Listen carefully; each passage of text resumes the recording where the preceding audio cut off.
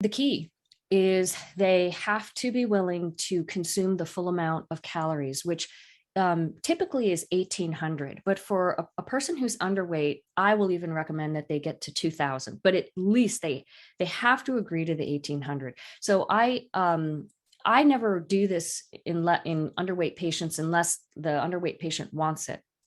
But what I found is that, to my surprise, is that underweight patients usually gain weight on elemental diet. It's a beautiful thing because, of course, we're making sure they're committed to consuming the full amount. Why I'm speaking about that is because elemental diet, either if you're doing the unflavored ones like homemade or Vivinex, it tastes disgusting to most people. So other people will say, I don't know what everyone's complaining about, but it just depends on your sensitivity of taste, right? But even the flavored ones, they're sickeningly sweet to a lot of people. They get, that's all they're eating. They get sick of the way it tastes. The whole thing is just repulsive to a lot of people, no matter whether it's flavored or unflavored.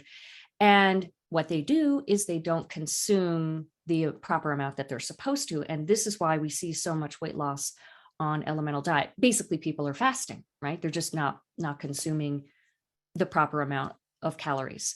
So the underweight patient just has to absolutely agree to that. The other thing that we do is we take an assessment of that person's weight, and we always know there's going to be some water weight loss in the first few days, like 2 to 3 days. And how much is that water weight loss? It depends on the person. It's usually 2 to 5 pounds. I'm being average here. It could be different. And we decide, based on that person's weight, this is case specific, how much weight, water weight, it's okay for them to lose. And they have to be willing to weigh themselves. And this is within how many days, how much water weight within how many days is okay. We decide that together, and we make an agreement that if the weight is more than that, they will stop the elemental diet. I have to say that has never happened to me because usually the elemental diet just helps people gain weight when they consume the proper amount of calories when they're underweight. It's so fascinating because for people who are actually struggling with too much weight, when they do the elemental diet, it actually seems to make them lose weight even more than just the water weight.